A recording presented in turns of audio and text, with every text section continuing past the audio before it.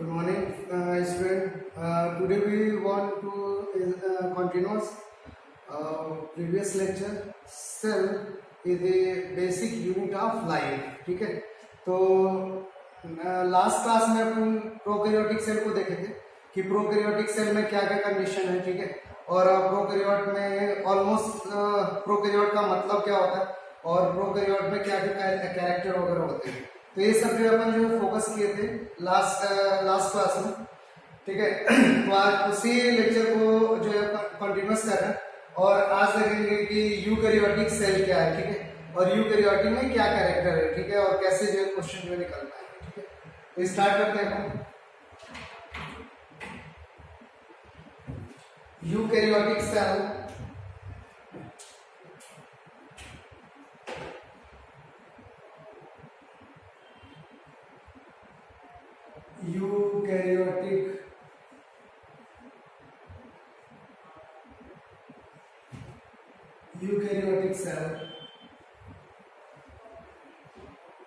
Eukaryotic cell को देख रहे हैं. यूकैरियोटिक सेल, यू का मीन्स क्या होता है? ट्रू, और कैरियोट का मीन्स होता है न्यूक्लियस. अगर कोई इंडिविजुअल, कोई ऑर्गेनिज्म ऐसा है जिसमें ट्रू न्यूक्लियस मिल रहा है तो अपन बोलते हैं यूकैरियोटिक सेल. ठीक है, न्यूक्लियस या मतलब उसका जो जेनेटिक मटेरियल है न्यूक्लियर मेम्ब्रेन से कवर्ड है तो अपन बोलते हो यूकैरियोटिक सेल. अगर कहीं पे न्यूक्लियर मेम्ब्रेन नहीं है तो अपन बोलते हैं प्रोकैरियोटिक सेल. जैसे प्रीवियस लेक्चर में अपन प्रोकैरियोटिक सेल को डिस्कस किए थे और प्रोकैरियोटिक सेल जो है प्रिमिटिव सेल है और जिसमें प्लाज्मा मेम्ब्रेन, न्यूक्लियर मेम्ब्रेन वगैरह नहीं होता है तो अपन बोलते हैं प्रोकैरियोटिक सेल. ठीक है, अगर well developed nuclear membrane present है तो अपन बोलते हो यूकैरियोटिक सेल. ठीक है, तो यूकैरियोटिक सेल को अपन दो पार्ट में डिवाइड कर रहे हैं. We divide eukaryotic cell in two parts.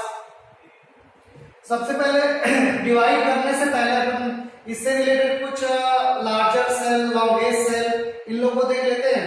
फिर अपन जो है दो पार्ट में डिवाइड करते हैं. ठीक है, तो एक साइड में आप जो है लिख लेंगे कि कौन सा लार्जेस्ट सेल है. ठीक है, तो लार्जेस्ट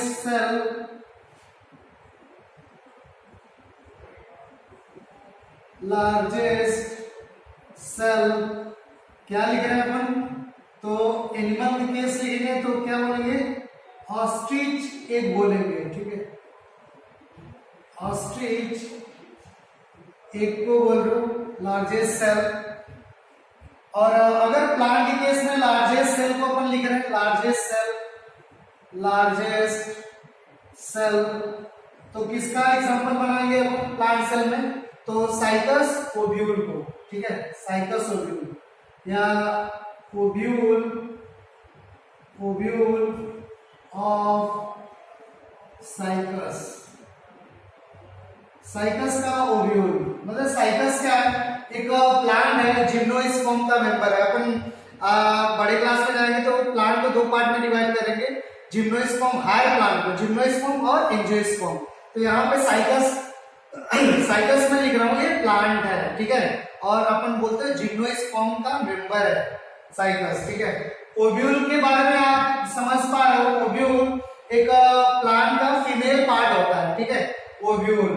और ओव्यूल अगर इस तरीके से साइकस का ओव्यूल देखना है तो मैं एक रफ डायग्राम इस तरीके से बना दे रहा हूं और इसको अपन जो है ओव्यूल बोलते हैं. ऐसे इस तरीके से रहता है और यहाँ पे स्टॉक लाइक स्ट्रक्चर होता है और एक कंडीशन है और this structure is called ovule. इसी स्ट्रक्चर को अपन बोलते हो ओव्यूल बोल रहे हो. ठीक है, तो ओव्यूल फीमेल का पार्ट है. अपन आगे जैसे अपन फ्लावर वगैरह के बारे में डिस्कस करेंगे तो ओव्यूल को वहां पे डिटेल से करेंगे कि ओव्यूल. अभी बस ए माइंड में रहना चाहिए हाँ ओव्यूल किस चिड़िया का नाम है. तो चिड़िया नहीं, प्लांट का पार्ट है और देखने में इस तरीके से दिखाई देता है. एक कवरिंग है और एक मेन पार्ट है जिसमें एक डेवलप होगा. ठीक है, तो यहाँ पे इसको यहाँ पे डिस्कस नहीं करना है इस वो. ठीक है, और तो ये आप जो है कर लेना. ठीक है, उसके बाद क्या बोलते हैं? Smallest cell.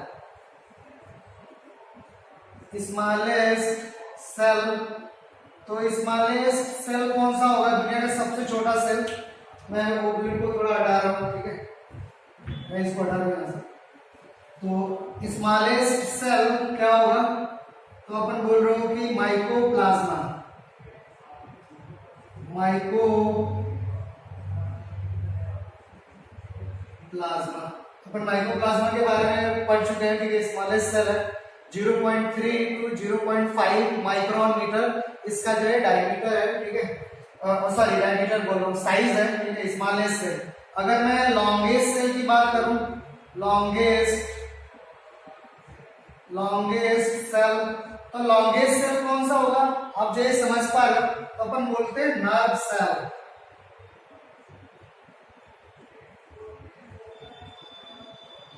नर्व सेल होगा, ठीक है। और नर्व सेल आप समझ पा रहे हो किस तरीके का स्ट्रक्चर होगा, एक इस तरीके का स्ट्रक्चर है नर्व सेल का।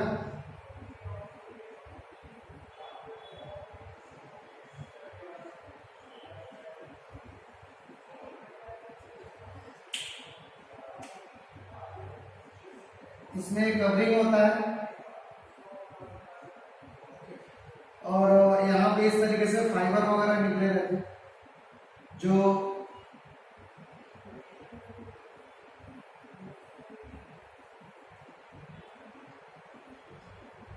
नर्व सेल है, ये न्यूक्लियस है, दिस वन इज न्यूक्लियस, और बाकी यहाँ पे भी साइटोप्लाज्म के पार्ट होते हैं। तो एक रफ डायग्राम है नर्व सेल का, ठीक है। नर्व सेल सबसे लॉन्गेस्ट सेल है, आप जो इसको याद रखना, और सबसे छोटा सेल माइकोप्लाज्मा, और लार्जेस्ट सेल तो ऑस्ट्रिच है, ठीक है। और अपन लार्जेस्ट सेल के अगर प्लांट सेल की बात कर रहे हैं तो साइटस ओव्यूल, ठीक है। तो ये सब जो है कंडीशन, और ये बेसिक चीजें, यहाँ से भी क्वेश्चन जो है डायरेक्ट आए। उसके बाद यूकैरियोटिक सेल को दो पार्ट में डिवाइड कर रहे हैं, ठीक है। कौन कौन सा पार्ट ले रहे हैं, ये लिखने के बाद आप इसको लिखेंगे, eukaryotic cell divide in two parts. अपन बोल रहे हो, one is plant cell,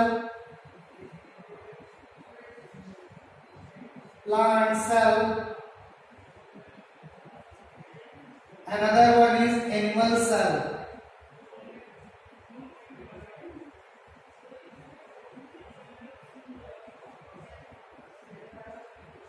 animal cell, ठीक है। प्लांट सेल को बाद में अपन डिस्कस करेंगे। प्लांट सेल इस तरीके का एक स्ट्रक्चर है, ठीक है। और ये न्यूक्लियस का, सॉरी ये सेल वॉल में बना रहा हूं, ठीक है। और न्यूक्लियस जो है थोड़ा साइड में रहता है, पेरीफेरी में। दिस वन इज न्यूक्लियस, ये न्यूक्लियस है, और एक लार्जर वैक्यूल इस तरीके से जो प्रेजेंट होता है, दिस वन इज वैक्यूल। और ये न्यूक्लियस है, तो न्यूक्लियस के अंदर इस तरीके का जेनेटिक मटेरियल है। और this one is cell wall, ठीक है। तो ये सेल वॉल है, तो सेल वॉल की वजह से इसको क्या बोल रहे हो, तो बोलते हैं प्लांट सेल बोल रहे हो। सेल वॉल प्रेजेंट है और लार्जर वैक्यूल है, ठीक है। तो प्लांट लार्जर वैक्यूल की वजह से ही न्यूक्लियस क्या होता है, तो पेरीफेरी में शिफ्ट हो जाता है। इस चीज को याद रखना, ठीक है।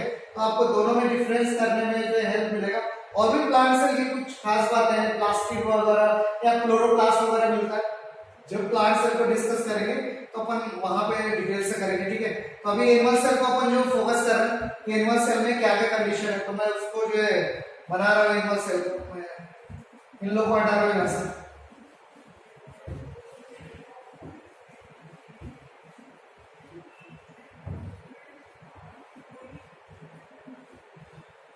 यहाँ पे एक डायग्राम अपन जो है ड्रॉ कर रहे हैं एनिमल सेल का। और एनिमल सेल में सबसे बाहर का एक लेयर होगा, और उस लेयर को हम क्या बोल रहे हैं,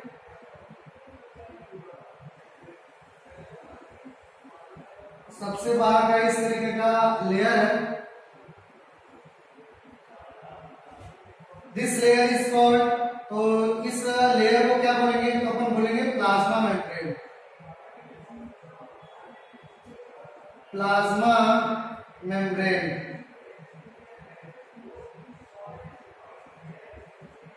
प्लाज्मा मेम्ब्रेन बोल रहे हो, या इसी का कोई दूसरा नाम पूछ रहा, what is second name of plasma membrane, तो बोलेंगे सेल मेम्ब्रेन, ठीक है। तो अनदर नेम इज अपन बोलेंगे सेल मेम्ब्रेन।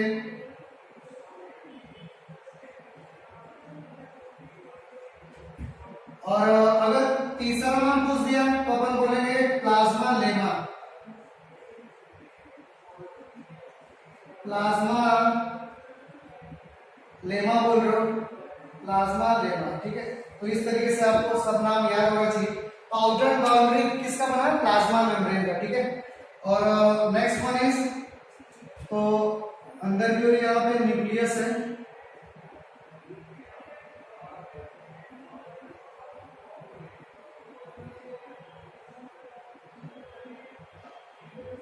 ये न्यूक्लियस है। और न्यूक्लियस के this one is nucleus.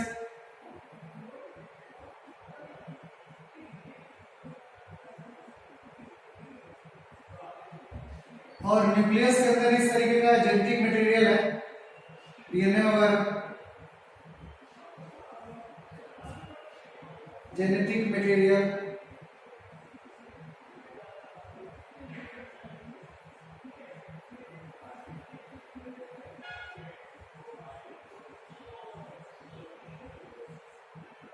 Genetic material है। और यहाँ पे इस तरीके का स्ट्रक्चर जो है प्रेजेंट रहता है। This one is nucleolus.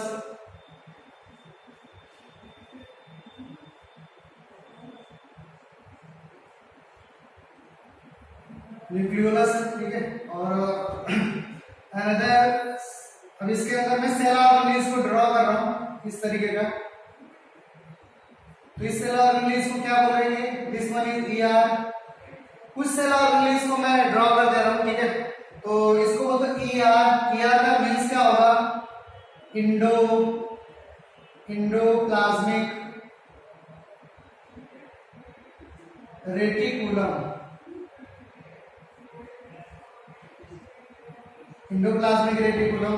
Next, another cell organelle is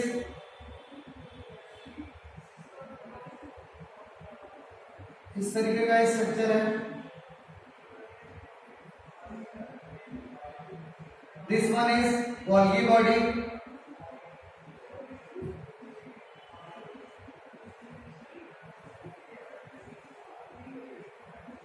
Golgi body बोल रहे हैं।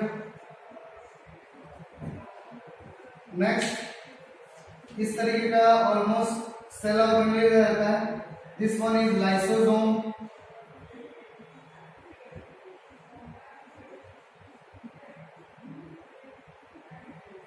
लाइसोसोम। और इस तरीके का सेल ऑर्गेनेल होगा। आप बता सकते हैं देख करके कि ये कौन सा कंडीशन होगा। तो कौन सा होगा? तो अपन बोले माइटोकॉन्ड्रिया, ठीक है। तो this one is mitochondria. Mitochondria.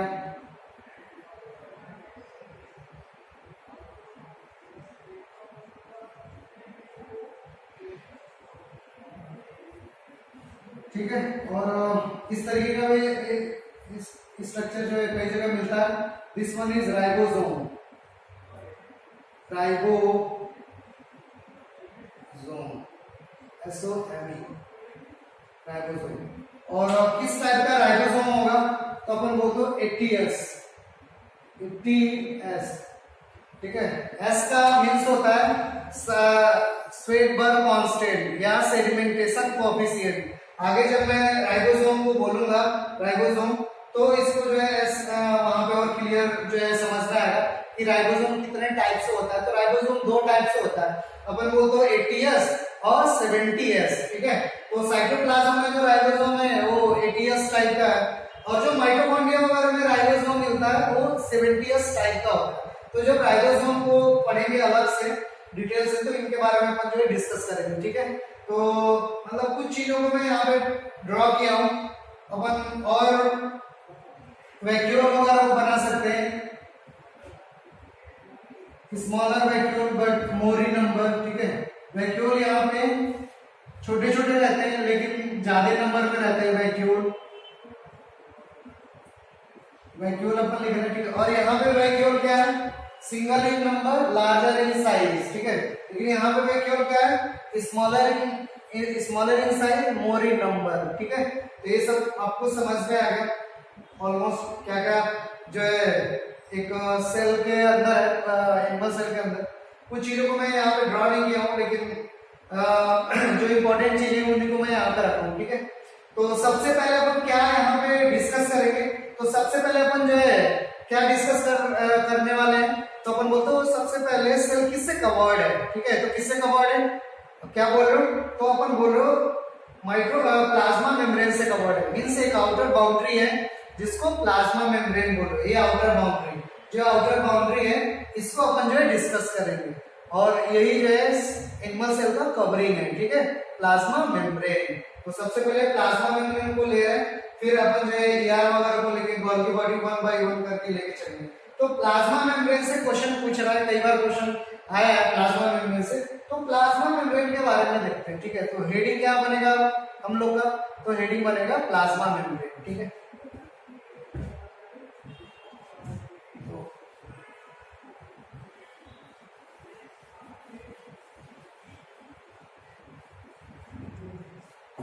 अब डायग्राम ड्रॉ कर लेंगे, ठीक है, उसके बाद हेडिंग डालेंगे प्लाज्मा मेम्ब्रेन, और देखते हैं प्लाज्मा मेम्ब्रेन का क्या क्या फंक्शन है और क्या क्या इंपॉर्टेंट जो है प्लांट के लिए कैसे है, एनिमल के लिए कैसे इंपॉर्टेंट है, प्लांट के लिए कैसे इंपॉर्टेंट है प्लाज्मा मेम्ब्रेन, ठीक है, और फंक्शनिंग को देखते हैं। हेडिंग डालेंगे plasma membrane.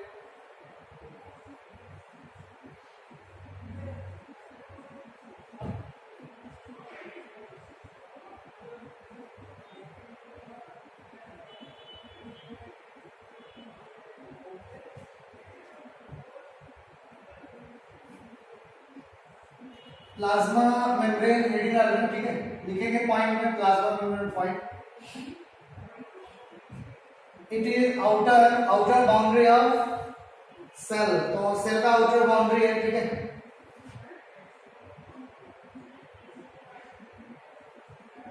It is outer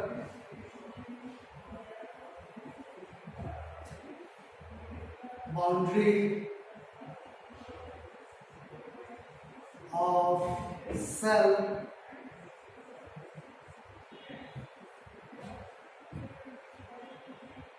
next point, it protect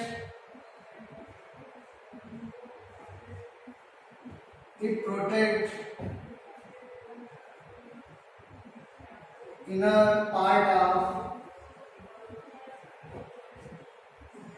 cell organelles, cell organelles. Next part लिखेंगे, it is made up of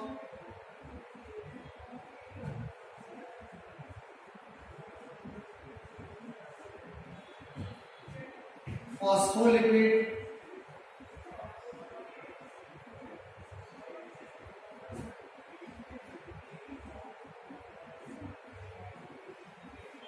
phospholipid, ठीक है। किसका बना हुआ फॉस्फोलिपिड का, तो ये पॉइंट जो है इंपॉर्टेंट है, phospholipid, it is made up of phospholipid. और देखने में कैसा दिखाई देगा फॉस्फोलिपिड, तो इस तरीके का दिखाई देगा, ठीक है। ये फॉस्फोलिपिड का पार्ट है, दिस वन इज फॉस्फोलिपिड, ठीक है, तो इस तरीके का रहेगा। लेकिन जो फॉस्फोलिपिड का लेयर है वो डबल लेयर है फॉस्फोलिपिड का, तो it is made up of phospholipid, मैं ब्रैकेट में लिख दे रहा हूं लिपिड बाई लेयर, मतलब 2 लेयर का बना हुआ, तो लिपिड बाई लेयर,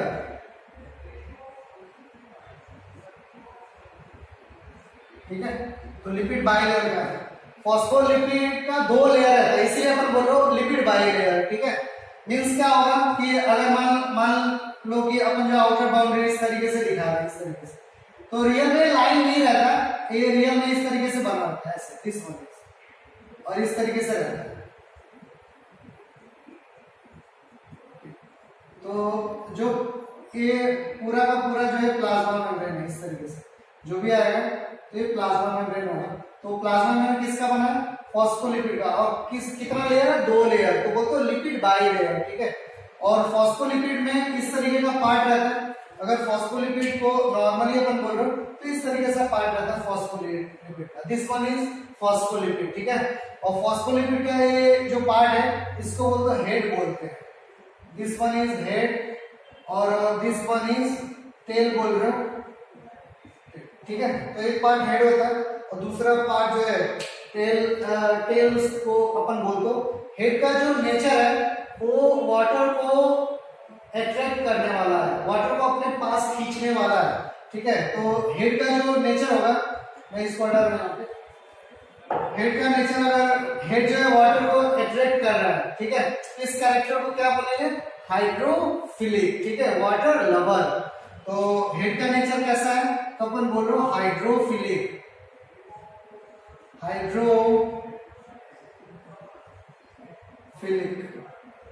ठीक है।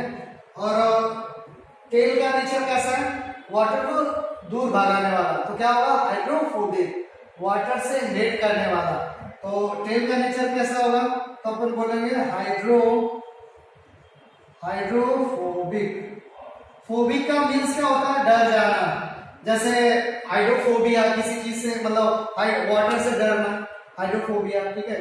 और मतलब जो भी डरने से रिलेटेड तो फोबिया बोलते हो, तो उसी तरीके से हाइड्रोफोबिक मीन्स वाटर से दूर भागने की कोशिश करता है। कौन सा? टेल रीजन, ठीक है। तो ये हेड को हाइड्रोफिलिक, ये टर्म जो है इंपॉर्टेंट है, ठीक है। आपके भी लेवल पे पूछ देता है हाइड्रोफिलिक, हाइड्रोफोबिक। जब क्वेश्चन स्टैंडर्ड बनाना रहता है तो यही टर्म यूज कर देगा। बाकी स्टूडेंट जानते रहेंगे, आप नहीं जानते रहेंगे, फिर जो है प्रॉब्लम हो जाएगी। इसलिए जो है आपको कम से कम नाम माइंड में रखना कि हाइड्रोफिलिक क्या है, हाइड्रोफोबिक क्या है और उन लोग का मतलब क्या है, ठीक है। तो हेड का नेचर हाइड्रोफिलिक है और टेल का नेचर हाइड्रोफोबिक है, ठीक है। इसको बड़े क्लास में आएंगे तो और ज्यादा डिटेल से करेंगे, ठीक है। हेड का नेचर, क्योंकि हेड में फॉस्फेट वगैरह प्रेजेंट रहता है और फॉस्फेट पे कैसा कौन सा चार्ज रहता है? निगेटिव चार्ज, ठीक है। फॉस्फेट क्या है? चार्ज मॉलिक्यूल है, ठीक है।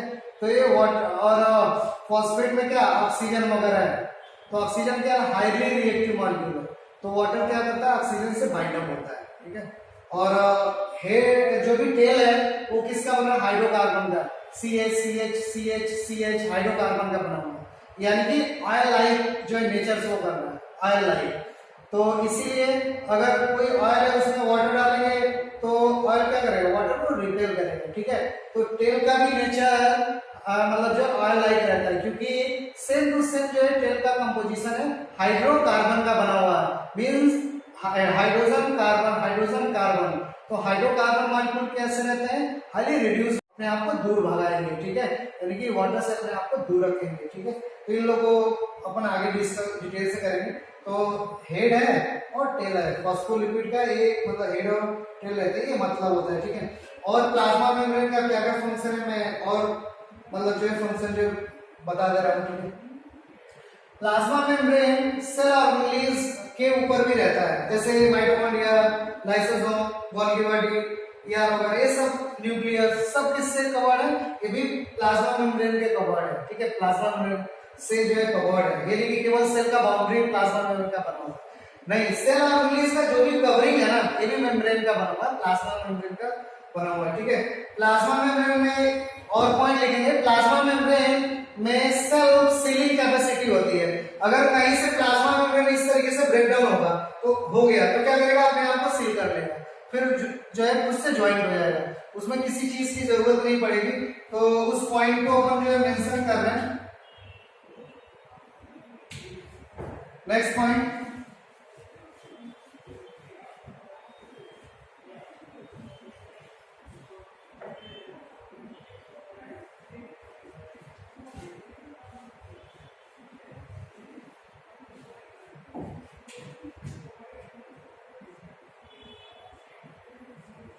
it has self sealing capacity.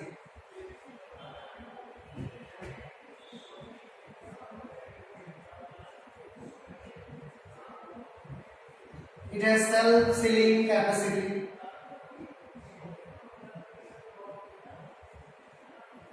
It is semi permeable membrane, semi permeable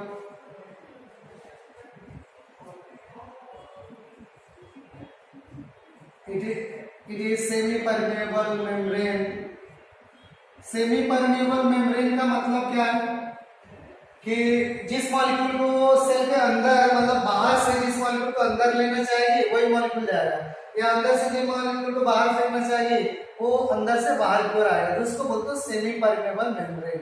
ठीक है, तो प्लाज्मा मेम्ब्रेन का ये कुछ खास बात है। ठीक है, प्लाज्मा मेम्ब्रेन कई फंक्शन में हेल्प करता है। ठीक है, और उस फंक्शन को बोलते हो ट्रांसपोर्टेशन, यानी कि plasma membrane also help in transportation. Plasma membrane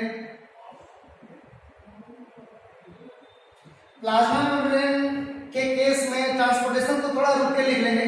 plasma membrane के बारे में मतलब कुछ और हिस्ट्री वगैरह भी है प्लाज्मा के बारे में कि प्लाज्मा मेम्ब्रेन को कुछ साइंटिस्ट जो है डिफाइन किए कि मतलब प्लाज्मा मेम्ब्रेन मतलब उन लोगों का कुछ मॉडल था। ठीक है, तो प्लाज्मा मेम्ब्रेन से रिलेटेड मॉडल को भी इसी में अपन जो कर ले रहे हैं। ठीक है, तो एक दो मैं मॉडल जो है बता दे रहा हूँ यही में प्लाज्मा मेम्ब्रेन केस में।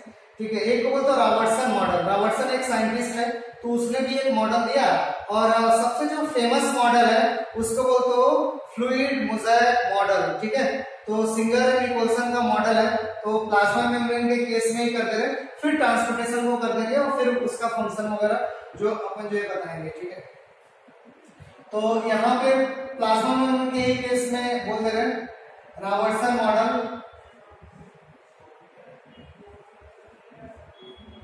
Robertson model. ठीक है, तो रॉबर्टसन मॉडल क्या बोलता है प्लाज्मा मेम्ब्रेन के रिस्पेक्ट में। ठीक है, तो रॉबर्टसन एक साइंटिस्ट है, इसने मॉडल जो है दिया और बोला कि इस तरीके से प्लाज्मा मेम्ब्रेन काम करता है। तो इसने रॉबर्टसन ने क्या बोला कि plasma membrane made up of lipid bilayer. तो ये तो सही था कि प्लाज्मा मेम्ब्रेन लिपिड बाइलेयर का बना हुआ है। ठीक है, इस तरीके का कंडीशन है, it is made up of lipid bilayer. तो लिपिड बाइलेयर का इस डायग्राम में बना दिया, दिस वन इज व्हाट, तो अपन बोलो लिपिड बाइलेयर।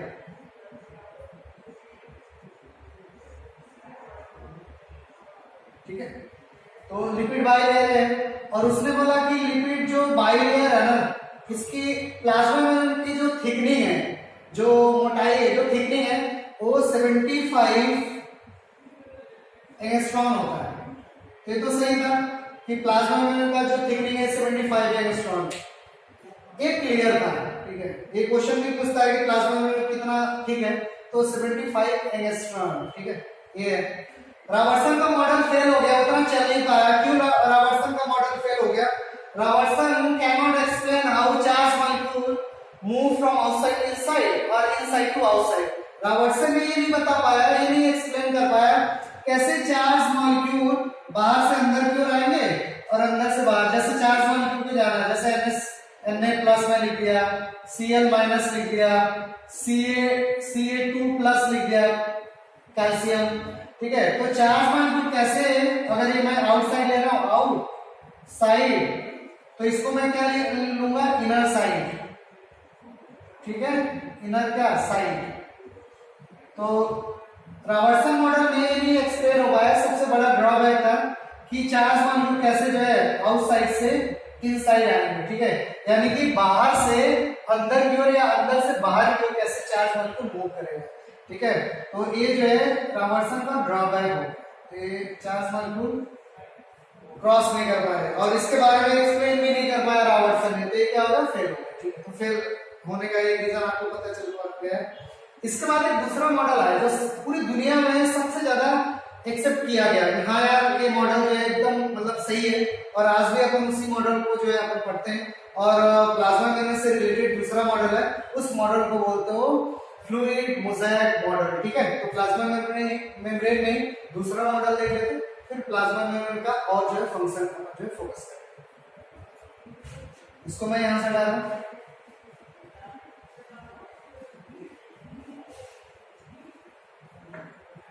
नेक्स्ट मॉडल कौन सा है, तो अपन बोलो फ्लूइड मोज़ेक मॉडल।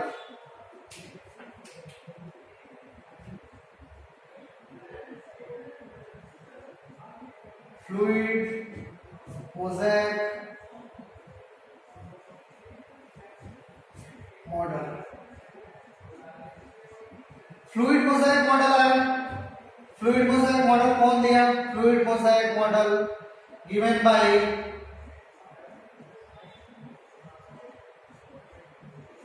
साइंटिस्ट है सिंगर एंड निकोलसन।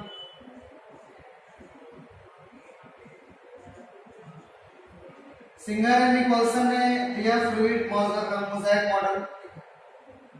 और फ्लूइड मोज़ेक मॉडल क्या बोलता है, सिंगर एंड निकोलसन ने फ्लूइड मोज़ेक मॉडल दिया और ये क्या बोलता है, ठीक है। और ये क्यों सबसे ज्यादा एक्सेप्ट किया गया तो मैं ऊपर बता देता हूँ।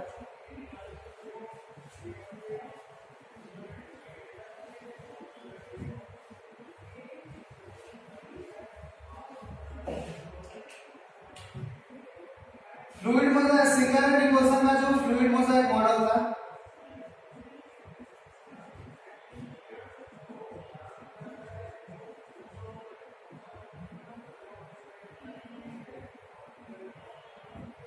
उसमें क्या बोला गया, सिंगर एंड निकोलसन ने क्या एक्सप्लेन किया, तो इस तरीके से कंडीशन था,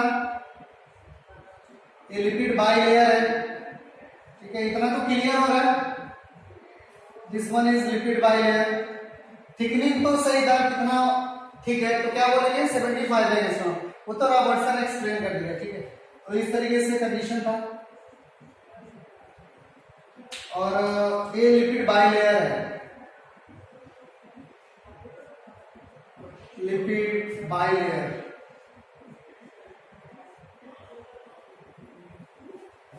और इसमें क्या क्या जो है प्रेजेंट है, तो इसमें स्टूडेंट आप ध्यान से देखना, इसमें बीच बीच में प्रोटीन, सिंगर एंड निकोलसन ने बोला कि प्लाज्मा मेम्ब्रेन के बीच बीच में प्रोटीन लगा हुआ, this one is protein, this one is protein. और ये जो प्रोटीन है ना वो इंटीग्रल प्रोटीन है, बीच में फंसा हुआ है, जैसे लिपिड का बाइलेयर है, इसमें बीच में प्रोटीन ऐसा लगा हुआ, तो इंटीग्रेटेड प्रोटीन है या इंटीग्रल प्रोटीन है ये, दिस वन इज, ठीक है। और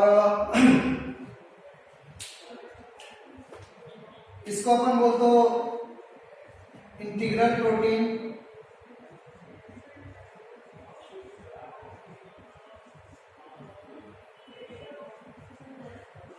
और जो भी प्रोटीन होते हैं किसका बना होता है, तो अमाइनो एसिड का, ये तो आप जानते भी होंगे कि protein is made up of amino acid, और अमाइनो एसिड पॉजिटिवली चार्ज भी है, प्लस भी उसके ऊपर होता है, माइनस भी होता है, ठीक है, और कुछ अमाइनो एसिड पे कोई चार्ज नहीं रहता है।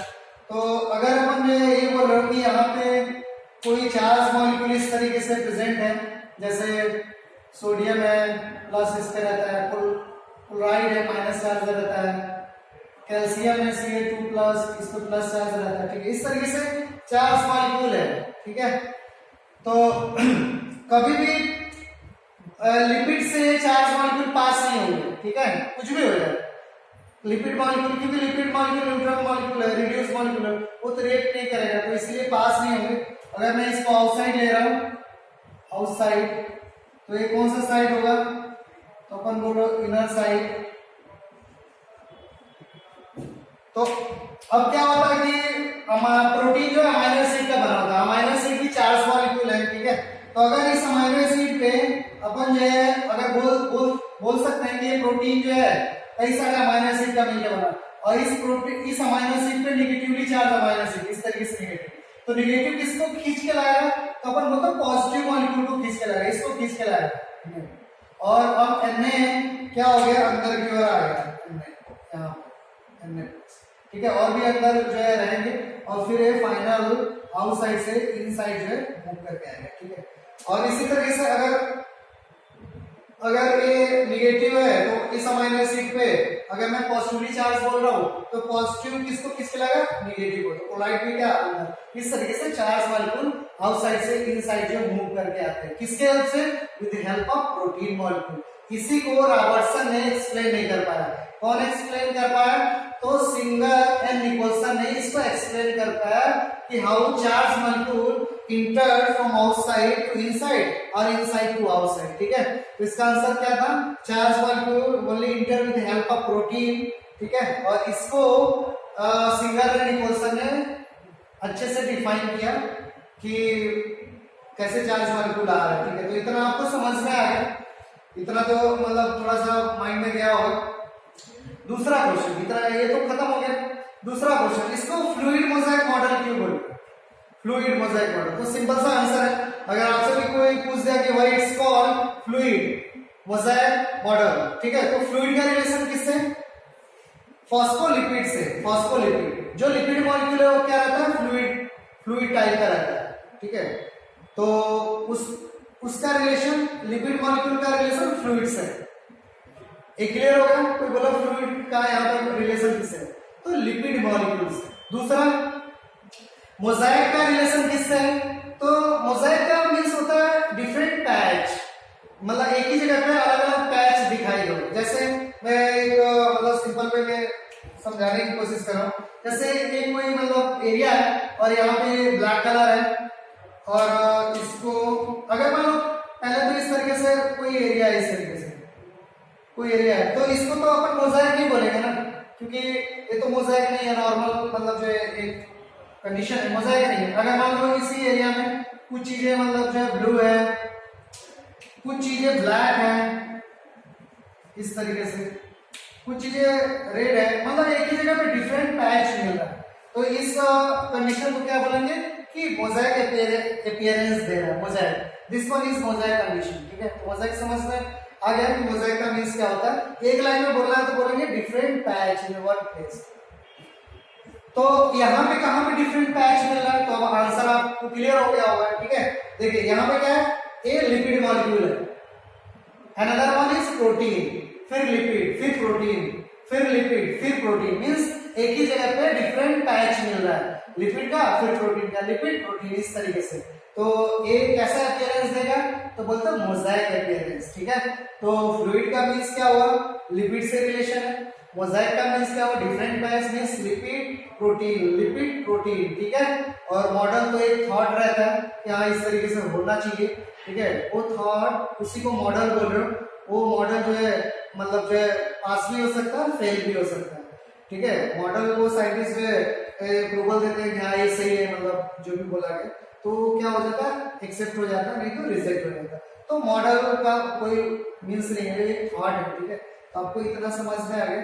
तो ये जो है फ्लूइड मोज़ाइक मॉडल कौन दिया है, क्यों सबसे ज्यादा एक्सेप्ट किया गया, तो ये सब जो कंडीशन आप बोल सकते हैं। ठीक है, मैं इसको हटा रहा हूँ, प्लाज्मा में तो और फंक्शन को देखेंगे, नेक्स्ट पॉइंट लिखेंगे, मैं इसको मिटा रहा हूँ यहाँ से।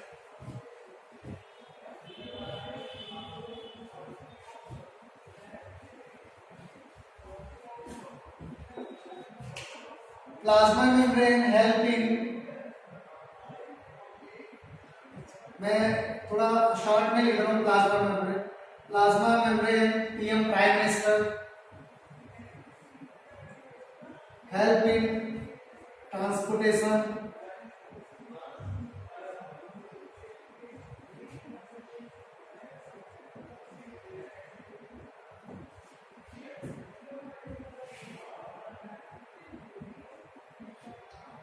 प्लाज्मा में ट्रांसपोर्टेशन में हेल्प करता है। ट्रांसपोर्टेशन को कई टाइप से डिवाइड कर रहे हैं। ट्रांसपोर्टेशन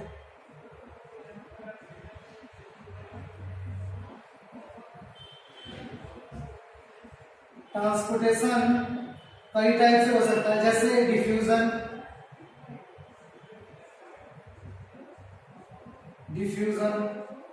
और क्या हो सकता है, एक्टिव ट्रांसपोर्ट,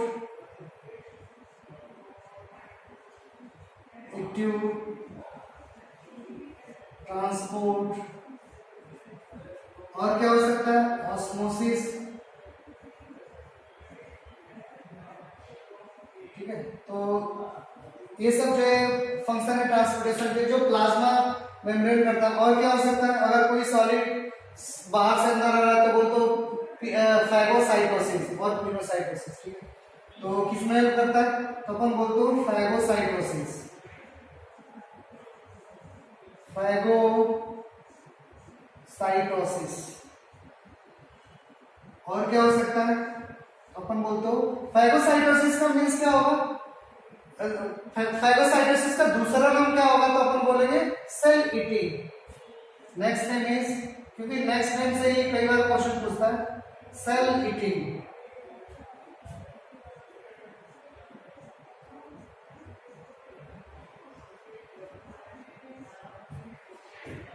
और next one is pinocytosis, PINO, pinocytosis.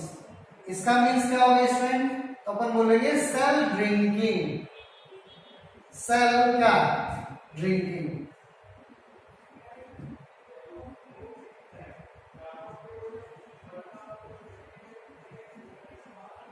Cell drinking बोल रहे हो।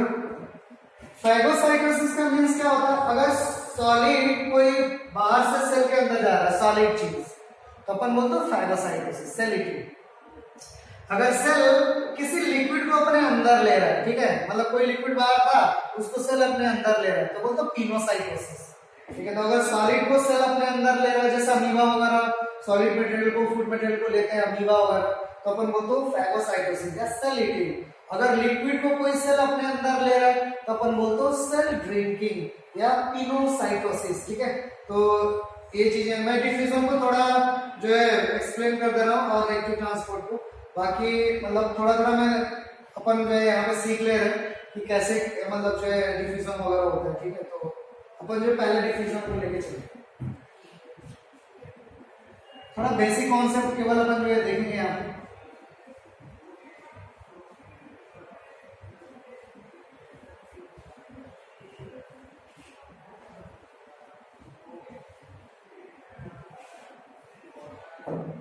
अपन डिफ्यूजन को लेके चल रहे हैं, डिफ्यूजन।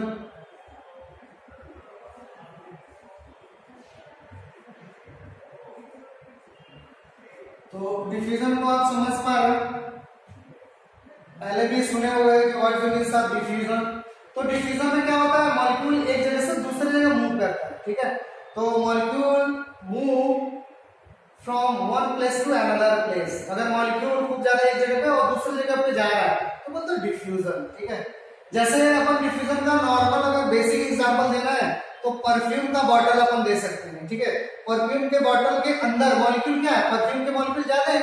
अगर अपन बॉटल का कैप वगैरह खोल देंगे तो इस रूम में परफ्यूम के मॉलिक्यूल जो मूव करके आएंगे, ठीक है। यानी कि मॉलिक्यूल हायर कंसंट्रेशन से कहां जा रहा है, रूम में, यानी कि लोअर कंसंट्रेशन की ओर, मतलब बॉटल से निकल के रूम में आ रहा है। और ये प्रोसेस कब तक होगा, जब तक दोनों के बीच में इक्विलिब्रियम मेंटेन ना हो जाए, ठीक है। तो इसी को बोलते हैं डिफ्यूजन। तो डिफ्यूजन सिंपल सा है, molecule move from higher concentration to lower concentration, ठीक है। तो इसमें पॉइंट करके लिखेंगे, molecule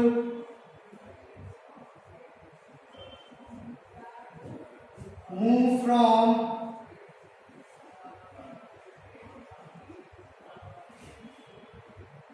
higher concentration to lower concentration.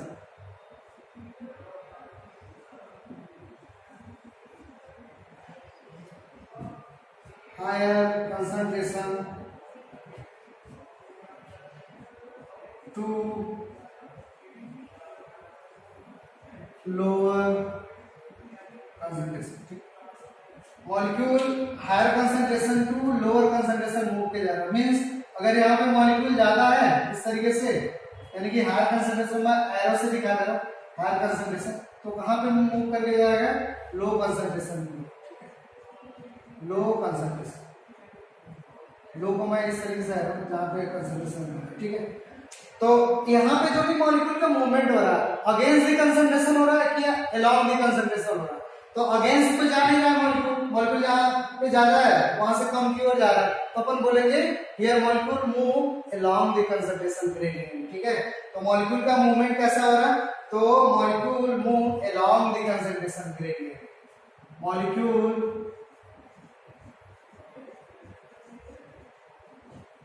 Move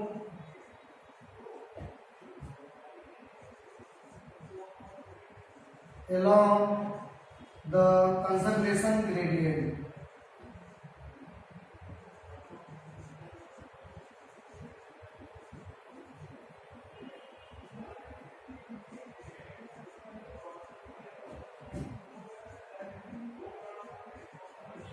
कैसे मूव कर रहा है? along the concentration gradient means क्या, मतलब ज्यादा से कम की ओर मूव कर रहा है, ठीक है।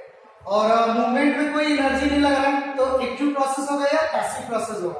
तो बोलेंगे diffusion is a passive process, ठीक है। तो मैं यहीं पे लिख दे रहा हूं, डिफ्यूजन कैसा प्रोसेस है?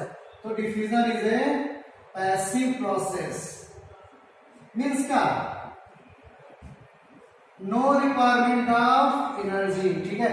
कोई अगर ऐसा प्रोसेस है जिसमें एनर्जी की जरूरत नहीं है तो अपन बोलते हैं पैसिव प्रोसेस। अगर कोई ऐसा मतलब प्रोसेस है जिसमें एनर्जी की रिक्वायरमेंट हो रही है तो अपन बोलते हैं एक्टिव प्रोसेस, ठीक है। तो यहाँ पे क्या बोले, डिफ्यूजन, डिफ्यूजन कैसा, पैसिव प्रोसेस। क्यों? क्योंकि यहाँ पे एनर्जी की जरूरत नहीं है, ठीक है। तो यहाँ पे अपन क्या लिख सकते हैं, diffusion is a passive process because here